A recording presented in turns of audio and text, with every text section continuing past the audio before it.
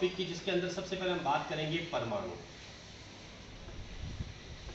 परमाणु को इंग्लिश में बोलते हैं एटम। अगर हम बात करते हैं परमाणु की, तो परमाणु क्या होता है? पदार्थ का वह सूक्ष्मतम भाग जिसे आगे विभाजित नहीं किया जा सकता है, उसे क्या कहते हैं? परमाणु कहते हैं। मतलब किसी भी पदार्थ का छोटे से छोटा भाग जो आगे विभाजित नहीं किया जा सके या विभाजित न हो सके, उसे क्या कहते हैं? परमाणु कहते हैं। और परमाणु, ध्यान रखना, रासायनिक अभिक्रिया में भाग लेते हैं। जैसे आप लोगों ने देखा होगा, अगर मैं चौक लेता हूं मेरे हाथ में और चौक को मैं टुकड़े करता हूं और टुकड़े के करने के बाद उसके और छोटे टुकड़े कर दूं, लास्ट में मैं उसका बारीक पाउडर कर दूं, तो क्या बारीक पाउडर के बाद में और भी चौक का छोटा सा भाग होगा? नहीं होगा। तो जो उसका छोटे से छोटा भाग होगा, वह छोटे से छोटा भाग आपका क्या कहलाएगा? परमाणु कहलाएगा। यानी पदार्थ का सबसे छोटा भाग जो होता है उसे क्या कहते हैं? परमाणु कहते हैं। और परमाणु किस में भाग लेते हैं? रासायनिक अभिक्रिया के अंदर। जैसे हम बात करते हैं उदाहरण के रूप में, अगर मुझे बोल दे कि हाइड्रोजन, अब मैं पूछूंगा हाइड्रोजन क्या? हाइड्रोजन को H भी लिख सकते हैं, H2 भी लिख सकते हैं, तो दोनों में अंतर क्या आएगा? अगर आपको हाइड्रोजन केवल H बोले तो इसका मतलब वो परमाणु होगा, तो इसका मतलब H परमाणु। अगर ऑक्सीजन बोले और आगे O के आगे केवल परमाणु लिख दिया जाए, तो ये एक ऑक्सीजन का क्या होगा? परमाणु। मतलब सूक्ष्मतम भाग में केवल एक ही छोटा सा भाग सम्मिलित होता है। इसके बाद हम बात करते हैं परमाणु के बाद में अणु की। अणु को बोलते हैं मॉलिक्यूल। अब अणु क्या होता है? ध्यान रखना, परमाणु प्लस परमाणु, यानी कि दो या दो से अधिक जब परमाणु एक दूसरे से मिलते हैं तो वो किसका निर्माण करेंगे? अणु का निर्माण करेंगे। और अणु रासायनिक अभिक्रिया में भाग नहीं लेते हैं। जैसे एग्जाम्पल के रूप में हम बात करते हैं, मैंने यहाँ पर H परमाणु लिखा था, अगर इस H के साथ में एक और H आ जाए, अब देखिए H परमाणु है, H अकेला भी क्या है? ये परमाणु। दोनों जब मिलेंगे तो क्या बनेगा? H2। H2 को हम किस नाम से जानेंगे? अणु के नाम से। अगर मैं ऐसे कैसे ये कर दूं O+O, तो क्या बनेगा? O2। और इसे क्या बोलेंगे? ऑक्सीजन अणु बोलेंगे। अगर O अकेला है तो परमाणु, O के साथ में 2 या 3 हो गए तो वो क्या बन जाएगा? आपका अणु बन जाएगा। तो अणु के लिए क्या होगी? 2 या 2 से अधिक परमाणुओं के समूह को क्या कहा जाता है? अणु कहा जाता है। अणु रासायनिक अभिक्रिया में भाग नहीं लेते हैं। जैसे H+H तो क्या बनेगा? H2 अणु। O+O तो क्या बनेगा? आपका O2 अणु बनेगा।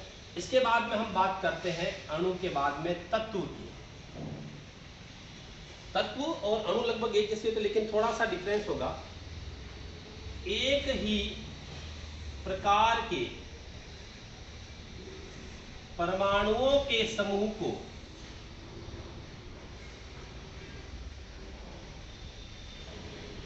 तत्व कहते हैं।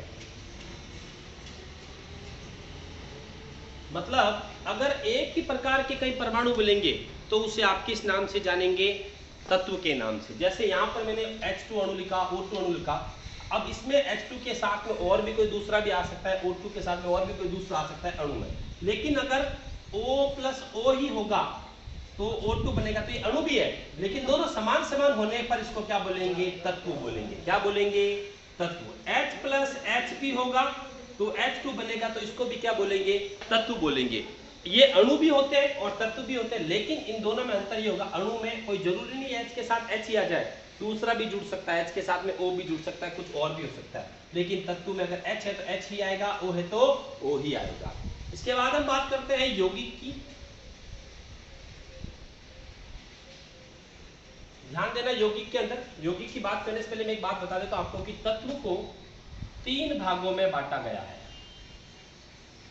सबसे पहला आता है धातु, दूसरा आता है आपके अधातु, और तीसरा आता है आपका उपधातु।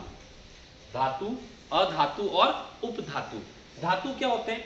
जो इलेक्ट्रॉन का त्याग करते हैं और विद्युत धारा का चालन करते हैं, उन्हें हम क्या कहते हैं? धातु कहते हैं। जैसे आप लोगों ने सुना होगा लोहा, चांदी, सोना, निकल, ये सारे आपके क्या होंगे? धातु। इनमें मुक्त इलेक्ट्रॉन पाया जाता है, उस मुक्त इलेक्ट्रॉन के कारण वो विद्युत धारा का क्या करते हैं? चालन करते हैं, और ऊष्मा का भी क्या करते हैं? चालन करते हैं। दूसरी हम बात करते हैं अधातु की। अब देखो मैं धातु में F लिख दिया, मतलब आयरन यानी लोहा, Cu मतलब कॉपर, ये धातु में। अधातु क्या होते हैं?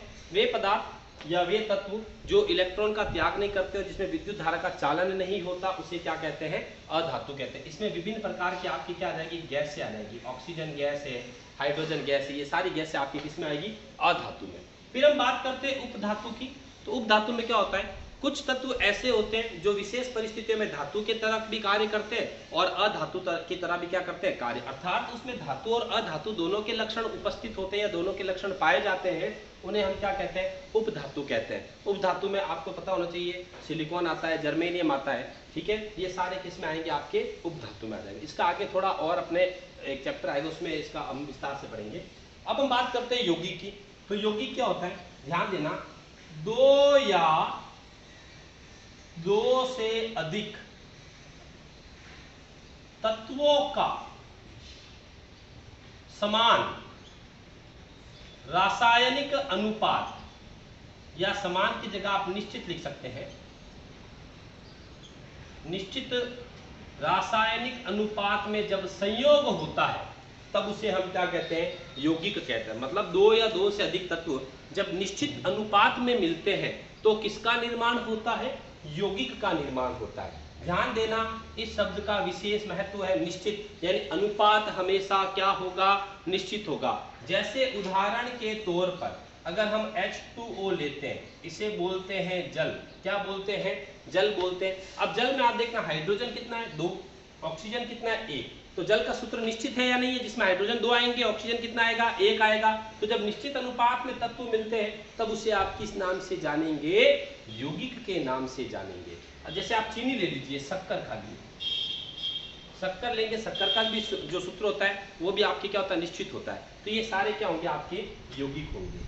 यौगिक के बाद हम बात करते हैं मिश्रण की। तो दो या दो से अधिक,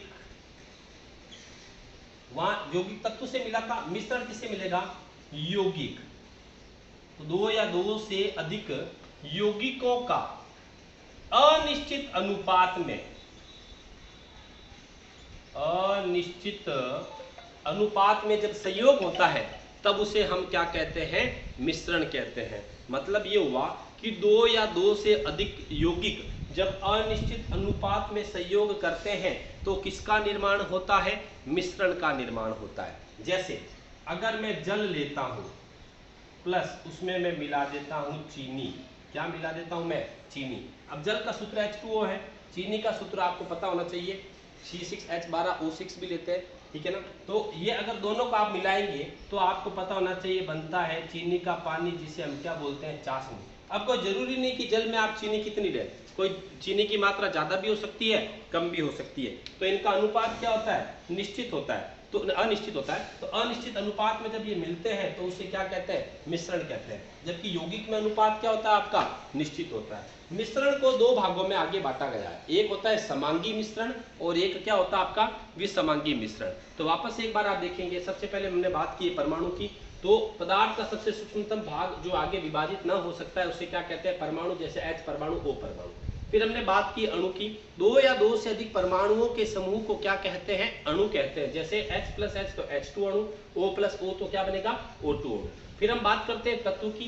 एक ही प्रकार के परमाणुओं के समूह को क्या कहते हैं, तत्व कहते हैं। अगर O है तो O के साथ O ही आएगा, H है तो H ही आएगा, तो O प्लस O तो O2 तत्व, H तो H2 तत्व। अब अणु और ये दोनों एक जैसे दिखते हैं, लेकिन H2 अणु या O2 अणु में कोई दूसरा भी आपके परमाणु जुड़ सकता है। फिर हम बात करते हैं यौगिक की। तो दो या दो से अधिक तत्वों का निश्चित रासायनिक अनुपात में जब संयोग होता है तब उसे हम किस नाम से जानते हैं, यौगिक। जैसे H2O जल है, जल का सूत्र H2O तो H2 और O एक फिक्स रहेगा, तो ये आपका क्या होगा, यौगिक। यौगिक को कितने भागों में विभाजित किया गया था, तत्व को 3 भागों में विभाजित किया था हमने, धातु, अधातु और उपधातु। यौगिक हमने भी बता दिया। अब बात आती है हम आपके मिश्रण की। तो दो या दो से अधिक यौगिकों का अनिश्चित अनुपात में जब रासायनिक संयोग होता है तब उसे हम क्या कहते हैं, मिश्रण कहते हैं। जैसे जल के साथ में हम क्या लेंगे, चीनी, तो आपके क्या बनेगी, चाशनी। जल का सूत्र अलग होता है, चीनी का भी अलग होता है। दोनों जब मिलते हैं तो अनिश्चित अनुपात होता है, तो ये आपका क्या बना देगा, मिश्रण बना देगा।